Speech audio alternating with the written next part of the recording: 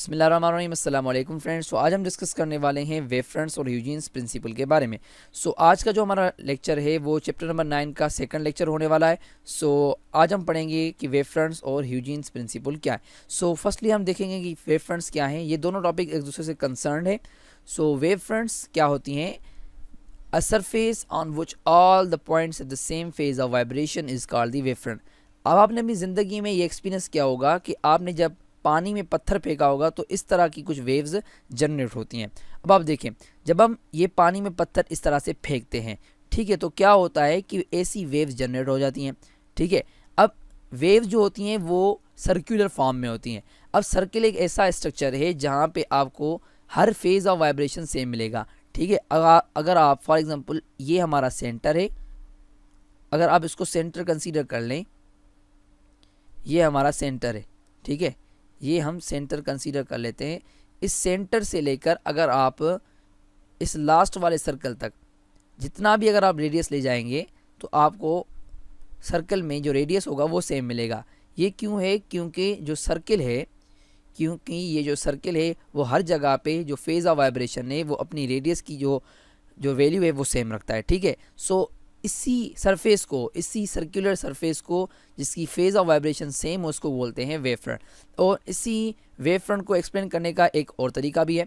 अब आप देख लें explanation. We have seen that the nature of light is electromagnetic in which it consist of the oscillations. Oscillations क्या होती हैं? वो होती हैं वाइब्रेशंस।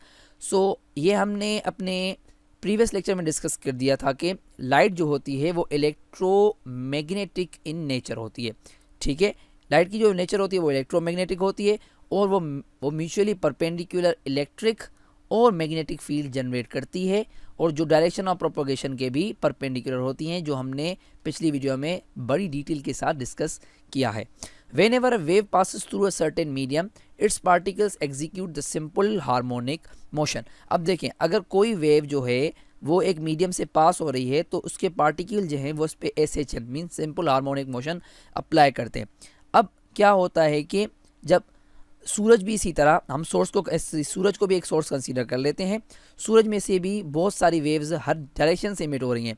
अब यहाँ पे मैंने फॉर एग्जांपल जो है ये मैंने कुछ वेव्स बना दी हैं, वरना इस डायरेक्शन से भी, इस डायरेक्शन से भी, इस डायरेक्शन में, सारे डायरेक्शन से, यहाँ सिर्फ 8 डायरेक्शन से बल्कि बहुत सारे डायरेक्शन से वेव्स इमिट हो रही हैं।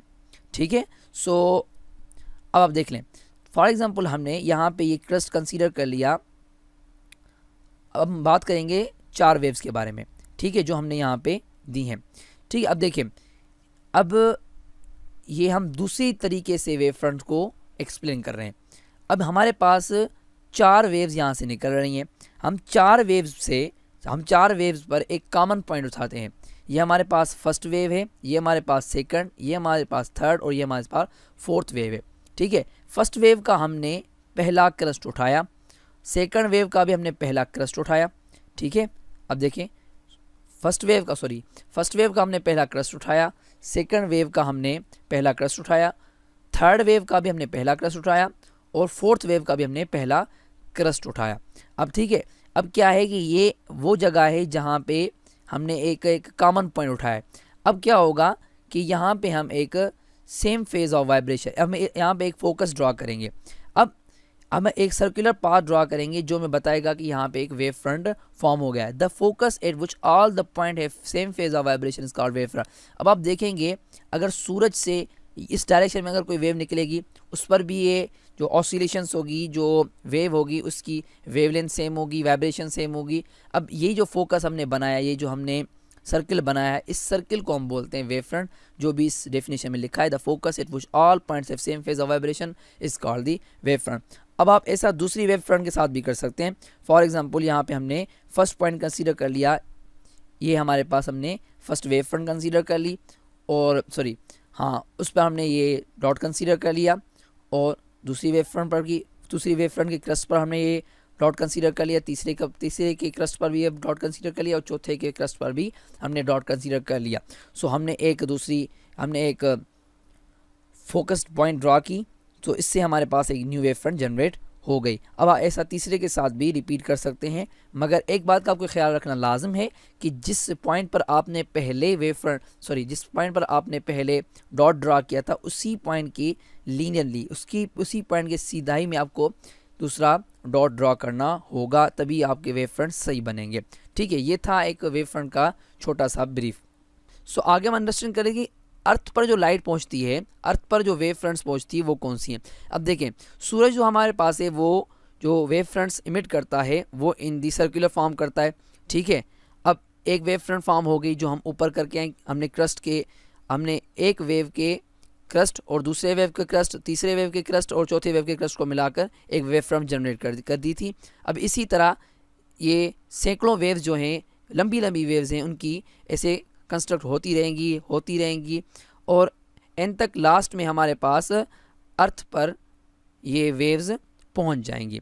ठीक है, अब देखें अर्थ के पास जो पोर्शन आ रहा है वो एक बहुत ही स्मॉल पोर्शन आ रहा है। अब आप थोड़ा इसको गौर करेंगे कि ये जो लगभग जो ये पोर्शन आ रहा है वो प्लेन है। ठीक है, अब इससे हमें पता चला कि वेव्स जो हैं हमारे पास जो अर्थ पर हमें रिसीव होती हैं वो प्लेन वेव फ्रंट्स हैं। ठीक है, सो अर्थ पे हमें जो वेव्स रिसीव हो रही हैं वो तो प्लेन वेव फ्रंट्स हैं। ठीक है, सो मींस इसका मतलब ये है कि हमारे पास वेव्स की दो टाइप्स होती हैं। एक हमारे पास टाइप होती है प्लेन वेव फ्रंट्स और दूसरी हमारे पास टाइप होती है spherical wave fronts. Spherical wave fronts कैसे फॉर्म होती है वो हम ऊपर डिस्कस कर रहे हैं। सो प्लेन वेव फ्रंट्स क्या होती हैं? When wave front is at the long distance from the source then wave front is known as the plane wave front. अब आप देख लें सूरज जो है हमारे अर्थ से बहुत ही दूर है। अब सोर्स से इस तरह से जाहिर सी बात है वेव्स जो जनरेट हो रही हैं वो सर्कुलर फॉर्म में हो रही हैं, पर क्या हो रहा है हमारे पास जो देखिए असल में ये पिक्चर ऐसी थी। सो हमारे पास जो वेव्स पहुंच रही है वो एक छोटा सा टुकड़ा है जिसको हमने प्लेन वेव फ्रंट कंसीडर किया। प्लेन वेव फ्रंट तभी फॉर्म होती हैं जब एक सोर्स को हम बहुत दूर तक रखें और उसी तक पहुंचते पहुंचते जो वेव्स होती हैं वो प्लेन हो जाती हैं, क्योंकि इतना डिस्टेंस उस जगह का होता नहीं है, इतना डिस्टेंस उस स्क्रीन का या उस वो स्लिट का जहाँ वेव बनेगी उसका होता नहीं है। जाहिर सी बात है इतना पोर्शन तो हमारे पास आएगा नहीं, सिर्फ छोटा पोर्शन आएगा, इस वजह से हम इसको प्लेन वेव फ्रंट्स बोलते हैं।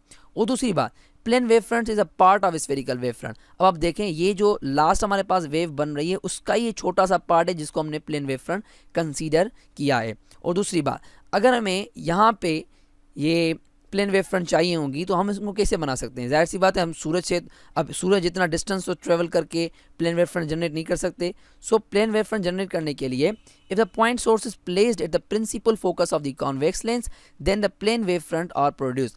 अगर हम कोई सोर्स रखते हैं उसको हमने प्रिंसिपल फोकस पे रख दिया कॉन्वेक्स लेंस के, अगर हम वहाँ से लाइट गुजारेंगे तो हमारी जो लाइट होगी वो स्फेरिकल वेव फ्रंट से टर्न होकर प्लेन वेव फ्रंट्स में तब्दील हो जाएगी। सो ये एक प्रोसेस है जिससे हम प्लेन वेव फ्रंट्स जनरेट कर सकते हैं।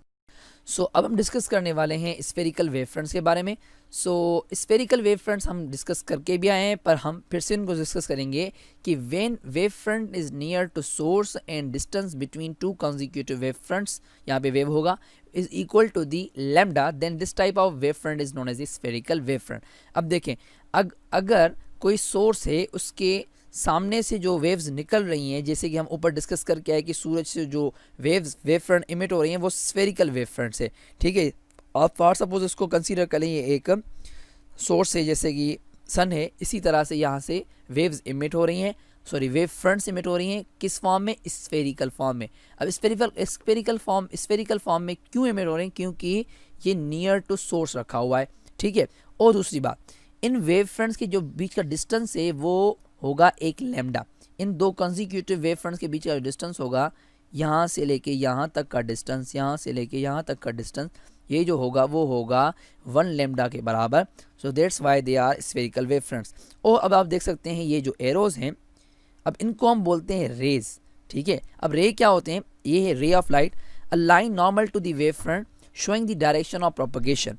ये जो रेज हैं वो डायरेक्शन ऑफ लाइट को बताते हैं कि किस डायरेक्शन में लाइट जो है, किस डायरेक्शन में वेव फ्रंट जो है वो ट्रैवल कर रहे हैं। सो स्टूडेंट अब हम डिस्कस करने वाले हैं ह्यूजेंस प्रिंसिपल को। अब Huygens theory is based on the geometrical construction, ठीक है। उनकी थ्योरी कोई ऐसी वगैरह की ऐसी न्यूमेरिकल थ्योरी नहीं है, उनकी थ्योरी जो है वो ज्योमेट्रिकल कंस्ट्रक्शन में बेस्ड है। मींस वो हम ड्राइंग से उसको अंडरस्टैंड कर सकते हैं। That allows us to tell, वो हमें बताती है where the wave front will be at any time in the future, ठीक है। अगर हमारे पास प्रेजेंट वेव फ्रंट गिवन है तो फ्यूचर में वो कहाँ होगा, ये हमें ह्यूजेंस प्रिंसिपल बताता है। If we have given the present position of wave front, अगर हमें प्रेजेंट पोजीशन गिवन है तभी हम फ्यूचर बता सकते हैं, ठीक है। सो स्टेटमेंट क्या है, every point on the wave front can be consider as a source of a secondary spherical wavelets. अब आप देख रहे हैं कि यहाँ से स्फेरिकल वेवलेट्स जनरेट हो रही हैं। सो यहाँ पर आप थोड़ा गौर करें कि ये जो वेव बन रही है इसकी एक पॉइंट, इसकी छोटी सी पॉइंट दूसरी ऐसी ही वेव फ्रंट जनरेट कर रही है, ठीक है। उनका कहना ये था कि एक वेव का छोटा सा हिस्सा भी, एक वेव का छोटा सा हिस्सा भी जो होगा ना वो as a source of secondary wavelet act करेगा, ठीक है। और दूसरी बात, secondary wavelets travel with the speed of source of wavelets, ठीक है। अब जैसी इनकी स्पीड है उतनी इनकी स्पीड होगी, ठीक है। अब जो पेरेंट की स्पीड होगी वही जो डिसेंडेंट होगा, जो उसका नया वेव जनरेट होगा उसकी स्पीड भी सेम होगी। The new position of wavelet after time T will be surface tangent of secondary wavelet. अब इस बात को समझने के लिए हम आगे की स्लाइड पे जाएंगे।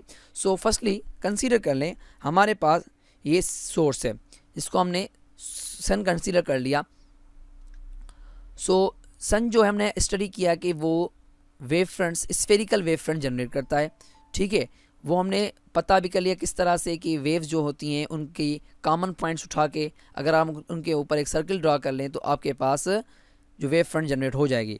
अब ह्यूजेन की थ्योरी क्या थी कि all points on the surface of wave, all points on the surface of wave fronts act as the source for secondary wavelet. अब इस सरफेस पे जितनी भी पॉइंट्स होगी वो सोर्स ऑफ सेकेंडरी वेवलेट के लिए एक सोर्स सेकेंडरी वेवलेट के लिए सोर्स का काम करेंगी। किस तरह से, अब देखें ये जो सारी पॉइंट है अब ये सोर्स बन चुकी हैं। पहले हमारे पास सोर्स सिर्फ एक था, अब ये जो सारी पॉइंट्स है वो सोर्स बन चुकी हैं और ये अपना अपना एक वेव फ्रंट जनरेट करती रहेंगी, ठीक है। अब इन सोर्स ने अपना अपना एक वेव फ्रंट जनरेट कर दिया। अब इनका जो रिजल्टेंट होगा वो रिजल्ट क्या होगा, सरफेस टेंजेंट। अब सरफेस टेंजेंट क्या है, हमने ये चीज़ पढ़ी है कि अगर सर्किल के ऊपर से उसके एक पॉइंट को अगर एक सीधी सी लाइन टच करके जाए उस लाइन को हम बोलते हैं टेंजेंट, जो कि हम 4th चैप्टर वगैरह में पढ़ चुके हैं। सो क्या होगा कि एक ऐसी लाइन ड्रॉ होगी जो इन सारे सर्किल्स के एक पॉइंट को टच करती जाएगी जिसको हम टेंजेंट बोलते हैं। सो ये टेंजेंट जो होगी वो एक नया वेव फ्रंट जनरेट करेगी। मेरे ख्याल से अब आपने देख लिया होगा ह्यूजेन की तीनों थ्योरीज जो हैं वो वैलिड साबित हो रही हैं। सो अब क्या होगा, अब आप इसी जो टेंजेंट लाइन है उसके साथ भी आप यही सीन जो है वो आप दोबारा कर सकते हैं। अब देखें यहाँ जो वेव फ्रंट बन रही है इस पर भी सारी जो पॉइंट होगी वो as a source of secondary wavelet act करेंगी। अब देखिए ये पॉइंट है, ये भी सोर्स है, ये भी सोर्स, सारी सोर्स है। अब ये अपना अपना एक वेव फ्रंट जनरेट करेंगी, ठीक है। अब इन वेव फ्रंट के लिए हमें, अब ये इन्होंने वेव फ्रंट जनरेट किया, अब हमें सेकेंडरी वेवलेट चाहिए। अब हम क्या करेंगे, एक लाइन, टेंजेंट लाइन ड्रॉ करेंगे इस तरह से, जो कि अब डायरेक्शन अब हमें बताएगी कि सेकेंडरी वेवलेट जो है वो कहाँ पे ड्रॉ होगी। आफ्टर ऑल जो ह्यूजेंस प्रिंसिपल का जो कंक्लूजन ये था कि अगर आपके पास वेव्स गिवन ना हो, जैसे कि हमने वेव फ्रंट्स में ड्रॉ किए थे, हमारे पास इसमें वेव्स गिवन नहीं है, तो ह्यूजेन प्रिंसिपल का मतलब ये था कि अगर आपके पास सिर्फ एक वेव फ्रंट गिवन हो तो उससे हम कैसे सेकेंडरी वेव फ्रंट्स ड्रॉ कर सकते हैं। ये एक बेसिक पॉइंट है ह्यूजेन्स प्रिंसिपल का। अब ह्यूजेन का प्रिंसिपल जो है वो दो जगह पे हमने अंडरस्टैंड करना होगा, एक की स्फेरिकल के हिसाब से जो हम अभी भी अंडरस्टैंड करके आए हैं, और दूसरा है प्लेन वेव फ्रंट। ये थोड़ी मेन चीज़ है जो हमें अंडरस्टैंड करनी होगी, ठीक है।